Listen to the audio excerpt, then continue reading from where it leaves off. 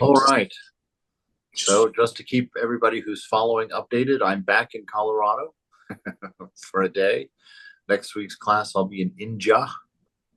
We're starting here or continuing on with Sri Nisargadatta Maharaj and his book, I Am That. And we're on chapter 38, Spiritual Practices Will Be Asserted and Reasserted. And our questioner is desperately trying to get some usable information from Sri Nisargadatta Maharaj about his inner state. He wants descriptions of the things that cannot be described, and he's being very insistent on it. He's getting some rather interesting statements from Maharaj. This first paragraph, there it is so quotable. There's bumper stickers, there's T-shirts, there's all kinds of things in this first paragraph. So the questioner says, give us at least some insight into the content of your mind while you live your daily life. To eat, to drink, to talk, to sleep. How does it feel at your end? Right? What is it like to be enlightened? Maharaj says, well, the common things of life, I experience them just like you do, right? Probably those things, to eat, drink, talk, and sleep. The difference lies in what I do not experience. I do not experience fear or greed. I do not experience hate or anger. And this is my favorite sentence right here. Listen to this. I ask nothing, refuse nothing, keep nothing. In these matters, I do not compromise. Maybe this is the outstanding difference between us. I will not compromise. I am true to myself, while you are afraid of reality. Boy, I read that this morning, just kind of wanted to get myself into a state of mind in my bookends of traveling to try and come to kind of a center. And I read this paragraph and I just, wow, what a powerful, powerful, powerful teaching here. The difference lies in what I do not experience. I don't experience fear or greed, right? Fear is because of the having a sense of other. He doesn't have a sense of other. You know, that was the first thing that Adam and Eve felt in the garden when they ate from the tree of egoism, when they became separate and apart from the will of God, at least in the story. That's what was the first thing they felt, was that fear. And, in myself, as I've gone into the deeper parts of my mind, I've come to realize that most of my existence stands on a base of terror, that I'm afraid of losing myself. I'm afraid of ending. I'm afraid of not being a body and a mind.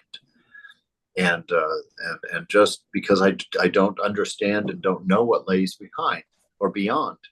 And it's not a fear that's conscious at all. You know, I can sit on the beach and relax and be just fine, no problems at all. And yet, the underlying platform that I was standing on at one point, I'm talking more about my previous life because this was what Moksha Prana released in my little experience with her. This is what she took away, was that fear with those two words, it's okay. But in taking them away, I realized their presence and realized the strength at which we live. So he is not experiencing a life that's built based on fear. He feels no need to run out there and make a living, you know, because he's afraid that the body will starve to death. He's not out there, trying to create a sense of safety in an unknown world, because he sees the oneness. Has that sense of peace. It's like basically that's the best way to say it. He's dreaming the dream with the knowledge that he's dreaming. So he has nothing to fear in the dream because he knows it's ultimately unreal to him, that it can't affect him. So he says, I have no fear or greed. And greed comes from the same place. Greed comes from that basically a fear of insecurity, a fear of loss of power, right? We use money to shore up our sense of security, our sense of power in the world. I have no hate or anger, again, which come from the same place, right? Because of oneness, because he knows that the heart of everyone is the same, and that heart is full of love and wisdom, and that is what we look at and what we experience in each other. And he has no fear of other, because what is there to fear in a dream from the other? There is none. He is all in that sense. So he says, and then he follows it up with this, wow, this statement, which I would love to put on my walls, and might actually put it on my walls. I ask nothing. Right? I ask nothing, because he has no need, right? There's perfect contentment there. So I ask nothing. I refuse nothing. So whatever comes my way, someone's angry at me, I don't push against it. I accept it. Someone's, abuses me, I don't refuse it. I let it flow through me. I may not, but the secret to that is his next one. I keep nothing. So if someone's angry, it flows through him and he keeps nothing. He lets it go right on through. Every situation, its effect goes through him, because he is expecting no result. He's not trying to get anything out of the flow. He's letting it go, all of it, watching it pass. But is that not just incredibly, incredibly powerful? I ask nothing, I refuse nothing, I keep nothing. In these matters, I do not compromise. That is the power right there. That is the power. That's why he's realized, and I'm not. I have my friendly little compromises. I have my little cup of coffee while I'm teaching class. You'll move things around in your life so they're convenient, right? You'll hold a little extra money to pay for that ticket here and there. All these things are just our little compromises everywhere. They add up just enough to keep us entangled and to keep us on the edge of the precipice of danger, right? Because you start with a little bit, and Thakur says that road goes down nice and slowly, so you don't even realizing that you're descending. And then you get yourself in a pickle. You get down there and you're locked in place. You can't change. Things are very difficult. So he says, in these matters, I do not compromise. And he says, maybe this is the outstanding difference between us. I will not compromise. I am true to myself. That is the beautiful thing right there. You see, I think in the path of bhakta, in bhakti, right? The path of bhakti, and a person is a bhakta, right? So in the path of bhakti, I do not that I think sometimes we place these requirements outside of ourselves, as if we're doing them because God says to do them. And there's nothing really wrong with that, but there's a lot of power in understanding that following them is not just being true to God, because that, I think, in the sense that what do we know of God? God is still very conceptual for us. And so it's not quite as powerful to say that I'm being true to God, but to be true to yourself. You're doing your practice for yourself. You're not doing that, for anybody else. It's you who are getting the benefit of that. It's you who are being set free. You who are coming, in your practices of self-control. Your practices of non-receiving of gifts, your practice in not getting angry. All of those are not just for something external to yourself, but that's how you learn to be true to yourself, because you're living according to your own nature. You are allowing a harmony within you that results in that peace that passes understanding. And so our practice and our efforts and our seeming doing is done because it's the best way to be, for inner peace, for love, for a fulfilling life, for strength, for self-respect, for dignity.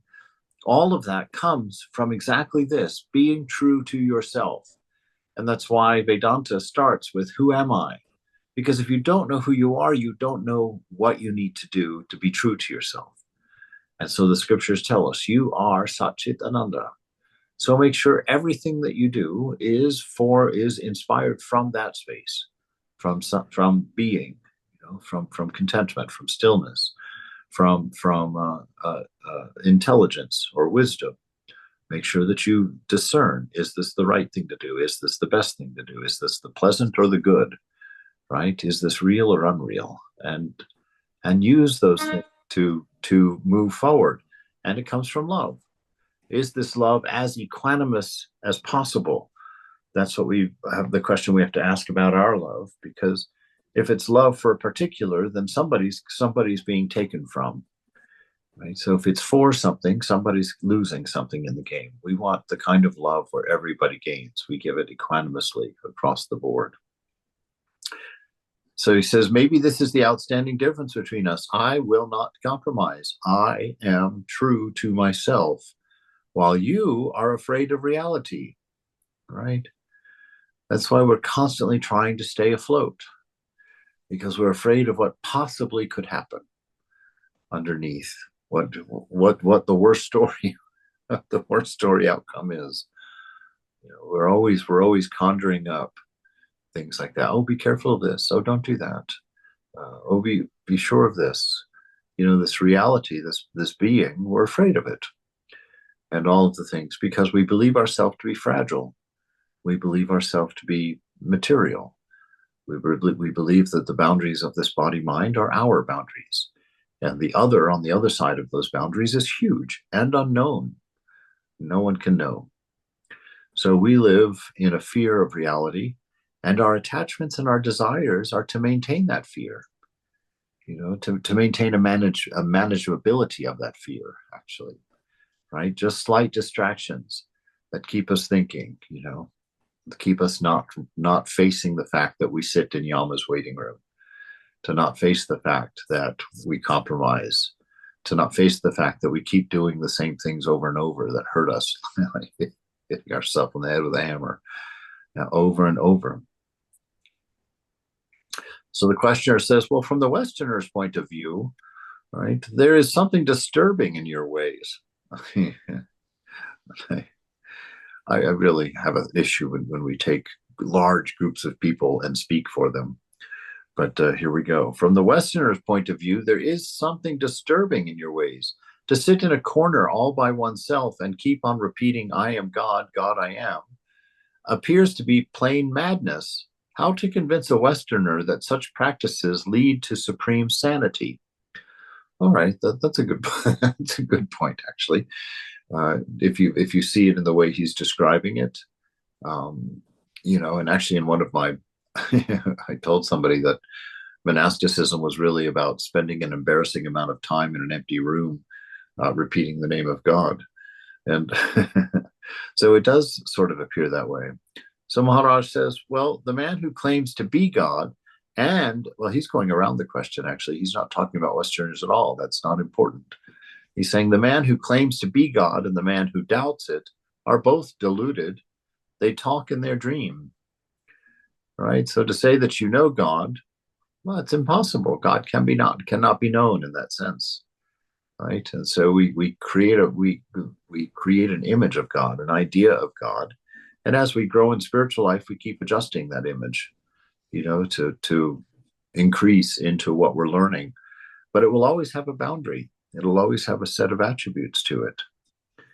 And so he says that those who say that they know God, that's a delusion. And to say that you doubt God is also a delusion, because doubting God is to doubt your own existence, right? You are that existence that God is, you are borrowing in order to exist.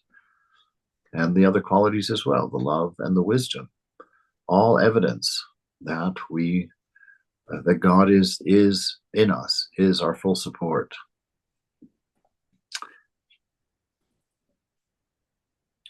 And they talk in their dream. This is the important thing. While we're in the dream, we can't fully discern. There's always motives, and there's always objectives, and there's always the triad that we've been talking about so much. It causes us to ask questions that are nonsensical, that can't be answered from inside the dream. So if all is dreaming, what is waking? Maharaj, how to describe the waking state in dreamland language? Words do not describe; they are only symbols, right? So you can't have symbols for the absolute, for things that are outside of the dream. There's no way to talk of it in the dream, and the notion doesn't make sense. When you're in the dream, it's very funny, because I realized, I guess the week before last, we were talking about these things, I realized that if I was in the dream, if I go into a dream as a woken person, as a woke person, um, if I go into a dream as a person who lives in the world of the awake, and I try and tell a character in the dream uh, how to get to that world, I would have to tell them the same things that the sages, that our own scriptures are telling us about realization. I would have to tell them, this is not you. This body that you're in right now is not you. You're this whole dream. You know, this dream is inside of you. You're actually not in this dream. You're actually outside of this dream, dreaming this dream. You know, it's all within you.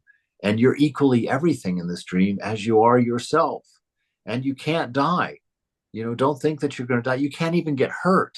You are outside of this, and this body that you think you are, this character in the dream that you think you are, isn't real, right? So inside the dream, inside your dream world, when you're dreaming at night, everything that you would tell that character about the waking world and how to get there would be a mirror of what the sages are telling us about our own state coming to awaken, which is why they call it that, because we are still asleep to a degree, right? We're still asleep because we believe in a dream world and we live in that dream world.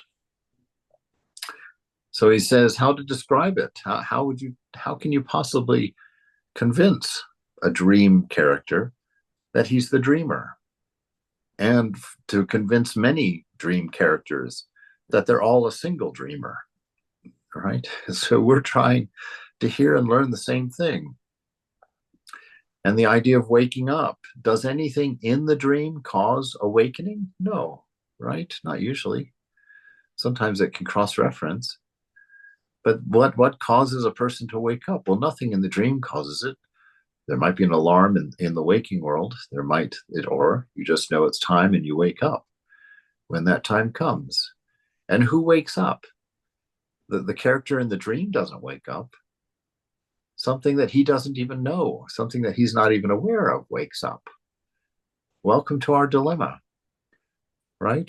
Welcome to our dilemma. It is not God. It is not I who will ever realize myself. Because the I would use in that sentence is fake. It doesn't exist. I'm a dream character right now. Nothing's going to happen to this dream character except that it's going to blip out of existence at some point. And what's going to happen? That which it always was, the dreamer, will become aware of himself and wake up, right? So it's God who's realizing himself over and over and over again through every realization. It's God who's realized. What happens is the bubble of the body pops. The bubble of the body mind pops like in mineral water, right? What does it become? Nothing. It pops. It emerges, as it were, into everything. So he says, how can the waking state, how can this all be described? You know, we have to describe it in terms of dreams that have no reality. So we can only point at it. And then, but then the questioner, of course, is not happy at all. He's like, well, again, the same excuse that words cannot convey reality. You know, you put the question out of reach and say we can't answer it, and that's not satisfying to me at all. And the Maharaj says, look, if you want words, I can give you some of the ancient words of power. Repeat any of them ceaselessly. They can work wonders, right? I'll give you the mantras. I'll give you, what is it you're looking for, right? Because we all write our own story. This is what we talk about quite frequently. We all write our own story. Hafiz has a poem about that, where he passes a man who's on his way to sit on the mountaintop to realize God. And Hafiz says, why are you going to the mountaintop? To realize God. God is the pink lining in your stomach right now. He's as close to you as that. You know, you don't need any of this. And the man says, no, I need to go and have no distractions and sit in the mountains. And Hafiz says, oh, okay. All right. Well, if you think you need to go sit in the snow and eat tree bark, go ahead. You're welcome to do it. But you are what you are. You don't need to go somewhere or do something. You need to accept the truth. right? He says, but so if you want words, I can give you words that will lead you there. I'll give you the mantras, but that's not what it is. And the questioner says, are you serious? Would you tell a Westerner to repeat Om or Ram or Hare Krishna ceaselessly, though he lacks completely the faith and conviction born of the right cultural and religious background? Without confidence and fervor, repeating mechanically the same sounds, will that ever achieve anything? What a great question. Maharaj, why not? It's the urge, the hidden motive that matters, not the shape it takes. Whatever he does, if he does it for the sake of finding his own real self, it will surely bring him to himself. Wow. That's a very powerful statement right there. That really opens up to this idea that life is religion, that we don't need a separate word for it. He says, why not? It is the urge. It's the questioner asking the question, right? It's the wondering, who am I? What am I? He said, is the urge, the hidden motive that matters, right? The hidden motive, because we don't know that we're deluded. We don't know what we really are.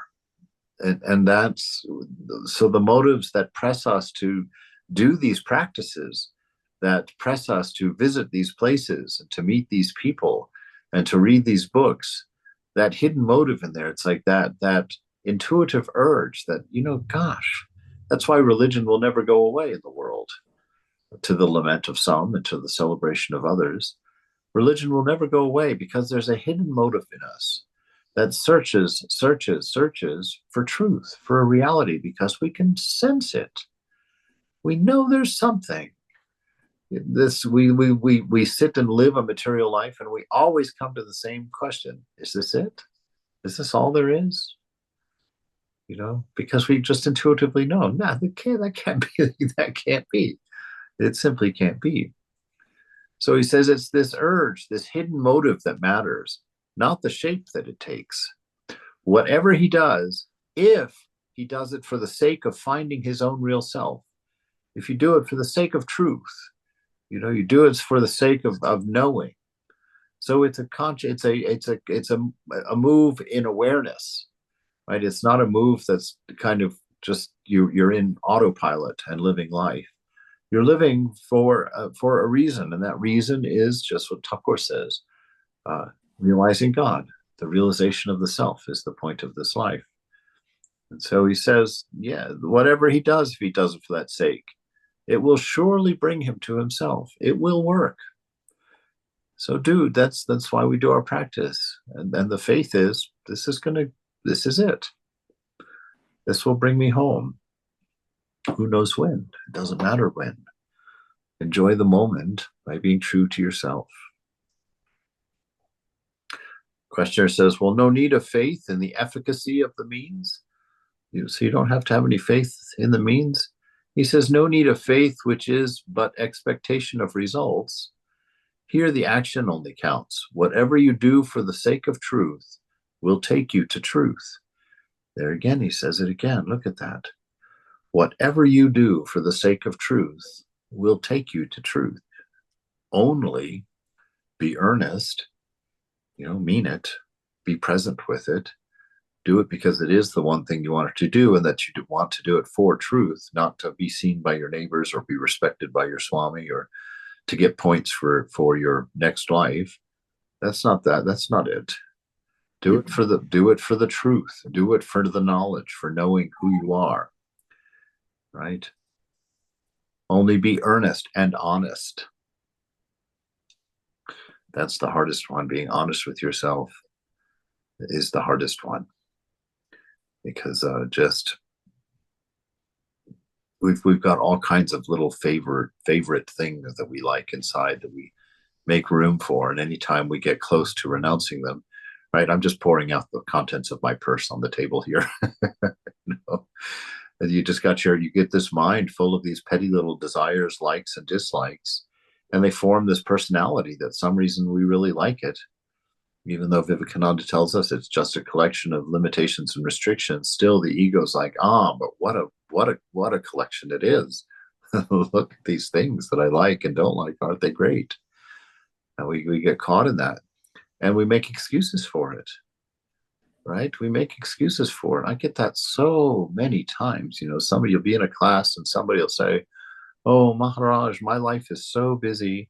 I've got so many duties. I get so distracted. I don't have any time for, doing anything." And I'm like, well, did you have that glass of wine last night?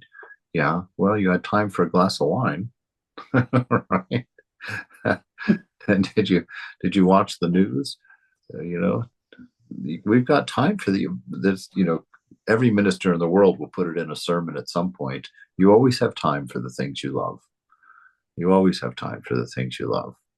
And if you don't have time for something, you have to admit it's not a thing that you love. That's the honesty. That's the hurt. That's the slap in the face, right? Mother says you can have your realization this moment if you want it. Well, where does that leave us? None of us have popped out in the last 5 minutes into samadhi. Why? We don't want to, right? For whatever reason, we don't want to. We're very comfortable where we are. Thank you. My body's still working. My friends are still around. I still have a third of a cup of coffee. There's no hurries, right? And so we stay asleep, and that's not a horrible thing. Of course, it's not helping us because that's life. That's where we're at. But we can't get past that without knowing it to be true, and we can't accept grace until we know it to be true. That we compromise, that we're hypocrites to a degree, and that we don't believe these things to be ultimately true. Because Ramakrishna says it would be like if there was a Fort Knox of gold on the other side of your wall, you would claw your way through it. If you were a thief, right? Nothing would stop you from getting in there to get that. And with God, we still live such compromised lives. So compromised, it's hard to even tell the difference between a spiritual person and a worldly person sometimes. We just live like everybody else does. We just keep a smile on our face a little more often. I don't think it's as bad as all that, but but this importance of being honest with yourself. Are you a hypocrite? Are you doing the things that you're purporting to be doing, in your life? When Thakur says the one most important thing today is realizing God, right? And then at the end of the day, if we were to sit and look at our day, would there be anything in that day that would tell a stranger that our most important thing in life is our realization? Maybe. Cross our fingers. But what's the truth of that? Probably not. Probably not. We got up, we did a little bit of practice, did a little bit of reading, we made our breakfast. I'm projecting. There's some very holy people out here. But, be honest with yourself. Don't give yourself space for things that are of no value to you, that are actually hurting you to hold on to. Right? So there's no need of faith, which is but the expectation of results, right? So faith is an expectation of results. Oof, that's another thing to reconcile as a bhakta, yikes. No need of faith, which is but an expectation of results. Here, the action only counts, right? And that's the same thing for karma yoga. In the moment, be in the moment is what he's saying about that. It's not that he's attacking faith. He's saying just understand that faith, when you use it, includes a future. You have faith in something that is going to be, right? Or faith in something that is but isn't in your moment at the moment. That depends on what faith is actually. But it's the expectation of something. It's holding on to something. So here the action only accounts. Whatever you do for the sake of truth. It'll take you there. Be earnest and honest. The shape of it hardly matters. Then where's the need of giving expression to one's longing? Maharaj, there is no need. Doing nothing is as good. Mere longing, undiluted by thought and action, pure, concentrated longing, will take you speedily to your goal It is the true motive that matters, not the manner. Wow.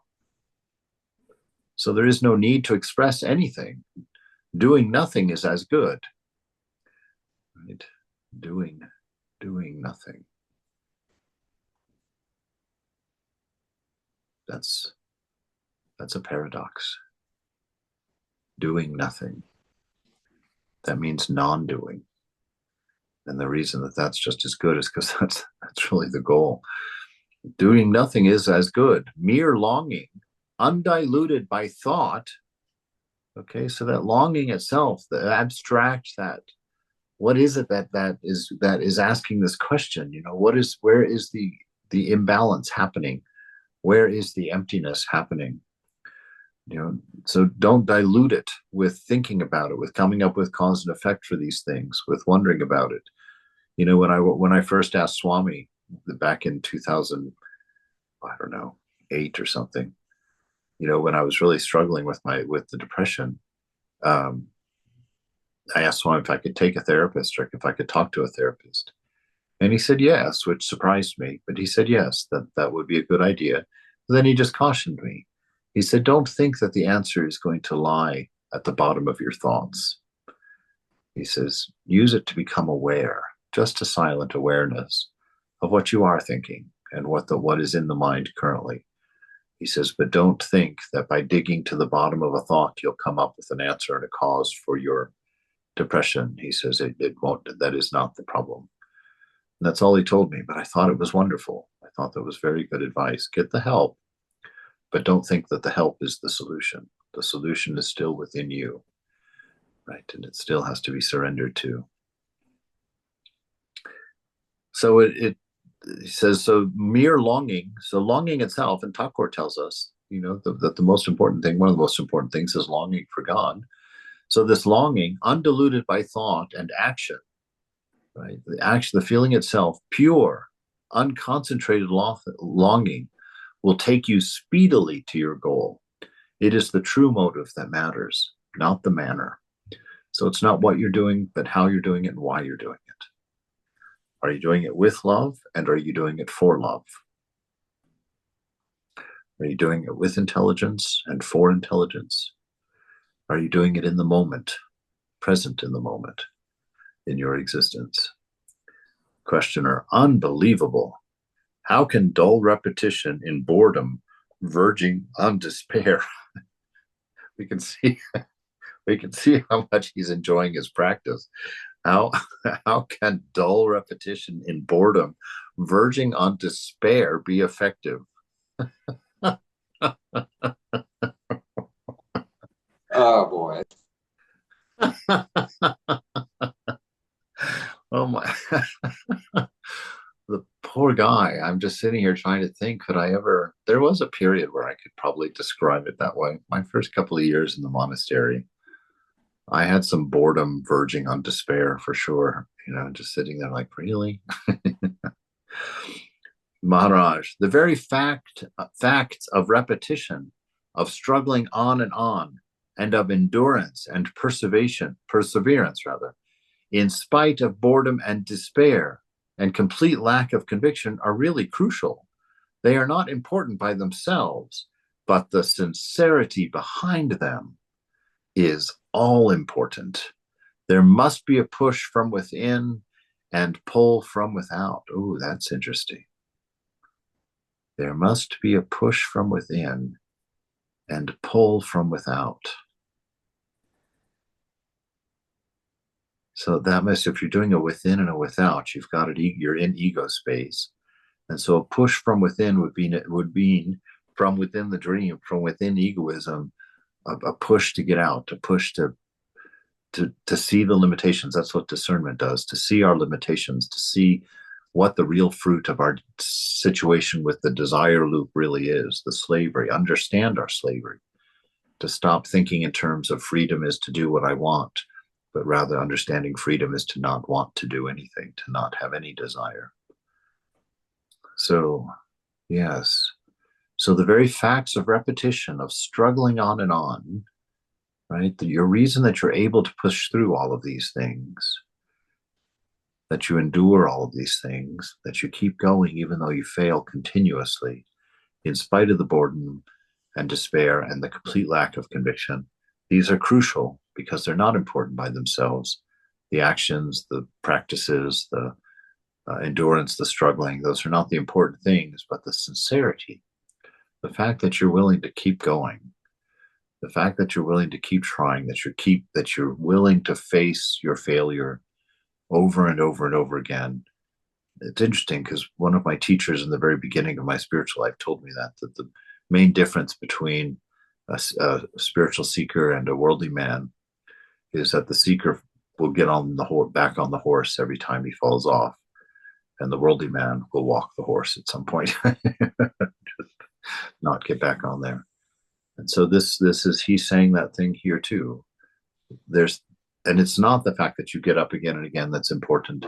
It's the sincerity, the wanting to do something that you cannot do, the longing for the freedom that you cannot find, and you just keep going.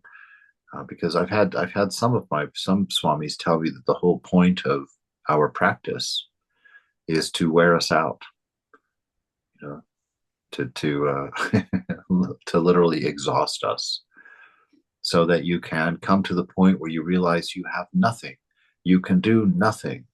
And it's not just a statement of surrender, but it's actually a falling on your face, not doing an Ashtanga Pranam, but falling on your face into the form of an Ashtanga Pranam.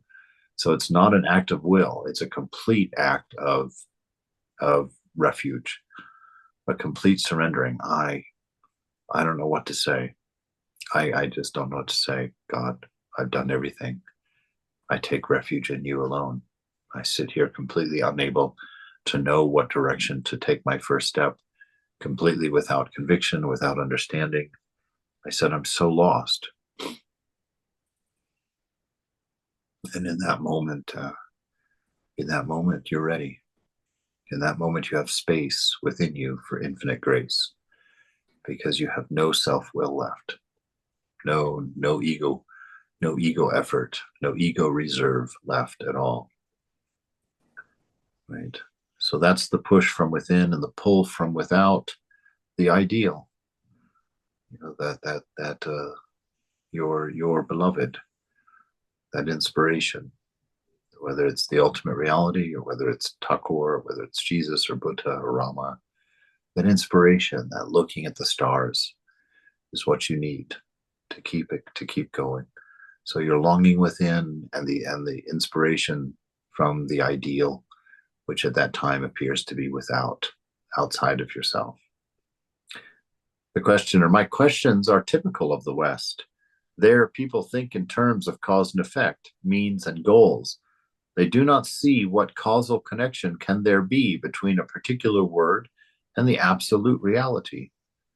Maharaj, he always gives the shocking answer, you know. The question really is, what causal connection can there be between a particular word, meaning your mantra or the name of God, and the absolute reality, right? Coming to the knowledge. Maharaj, none whatsoever. There is no connection. It is not the words that wake the dreamer out of the dream. None whatsoever. But there is a connection between the word and its meaning, between the action and its motive. Spiritual practice is will asserted and reasserted. Who has not the daring will not accept the real, even when offered. Unwillingness born out of fear is the only obstacle. So we're back at that fear again. So there's no connection. So there is no causal connection between our practice and our realization. That's very important to remember when you sit down, right? There's really three things.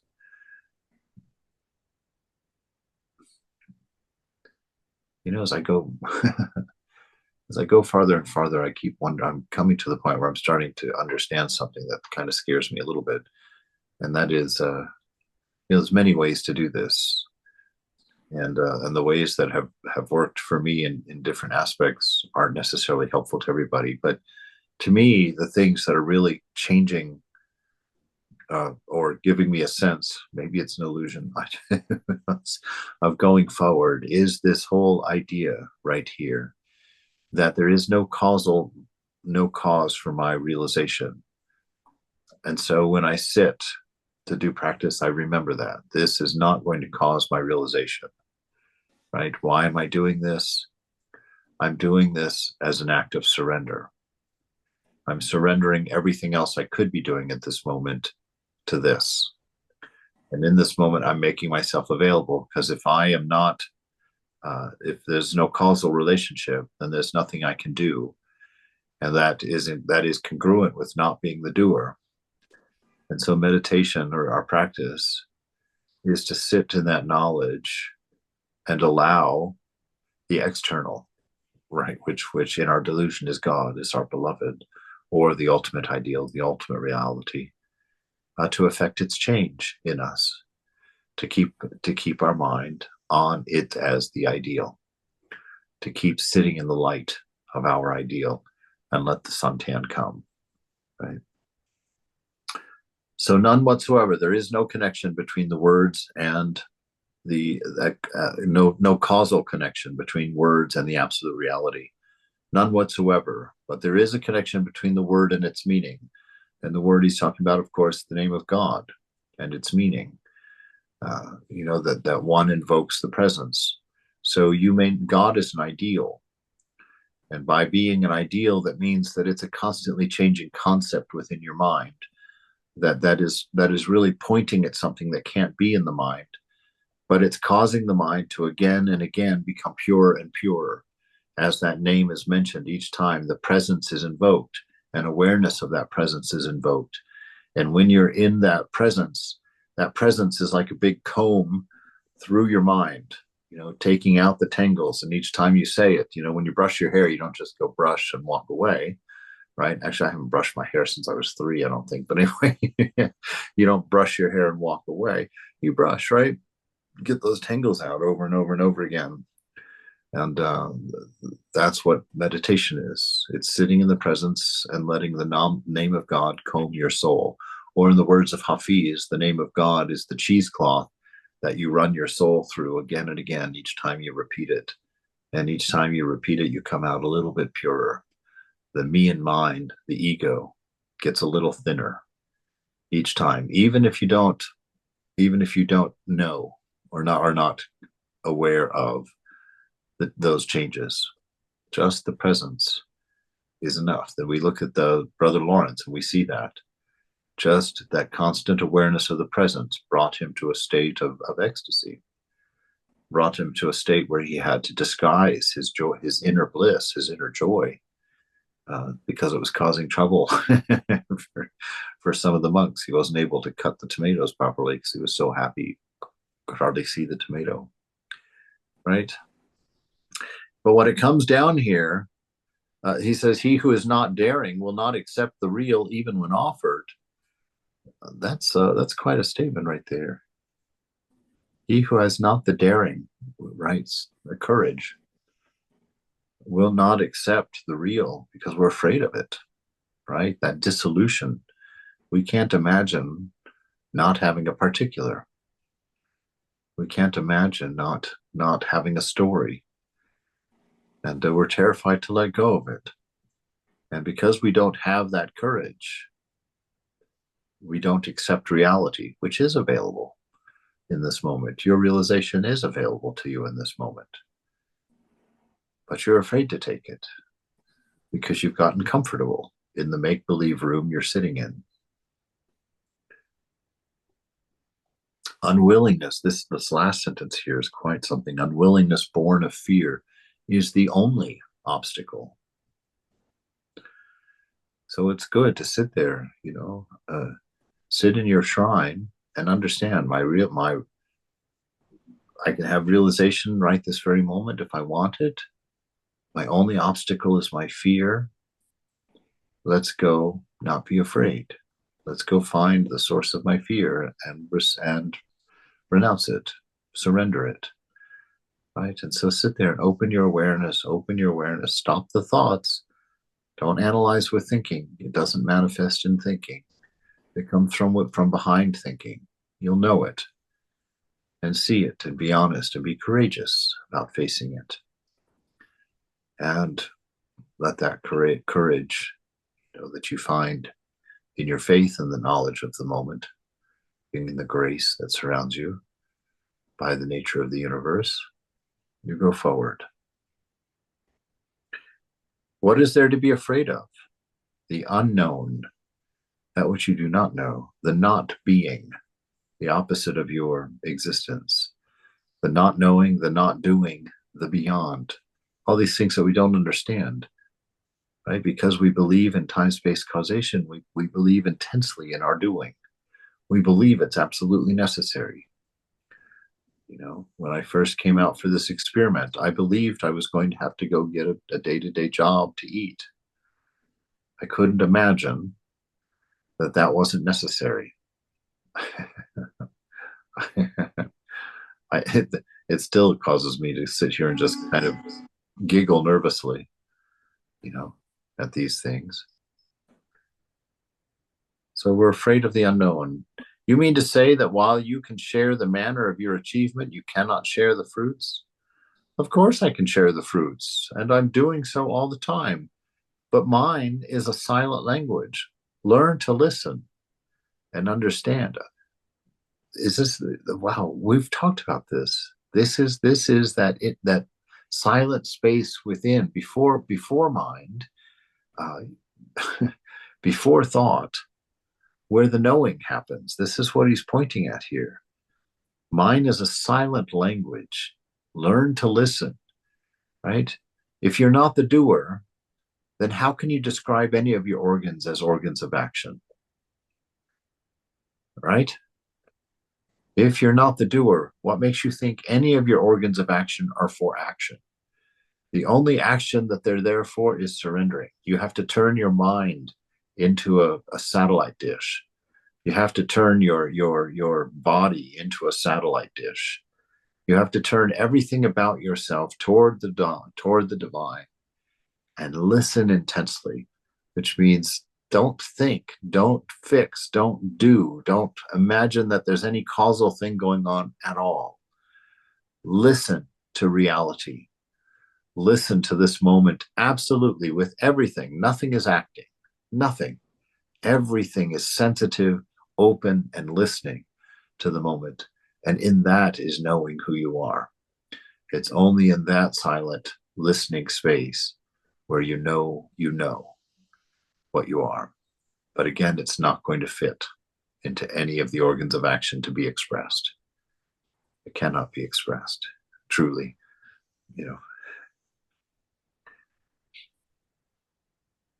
I do not see how one can begin without conviction. Maharaj, stay with me for some time. Or give your mind to what I say, and conviction will dawn. Right? So he says, stew in these things. At first, they all seem imaginary. I mean, everything seems imaginary when you begin. God, grace, the worlds beyond, the other gods, the other goddesses, all that stuff just seems impossible, seems crazy. The idea of there's no past and there's no future, only the moment is real. That which is changing is illusory. That which is unchanging alone is real. These things all are a matter of imagination at first. But what do? We just keep sitting and keep listening, discerning, looking very close at reality and understanding where our assumptions are. Where is that moment where my mind created the illusion of movement between this still frame in the movie and that still frame in the movie? What was I not paying attention to that gave me the illusion of movement where there was none? Right? So that's the subtle way that we have to go inside and discern the mind. At what moment did the absolute unchanging move and why?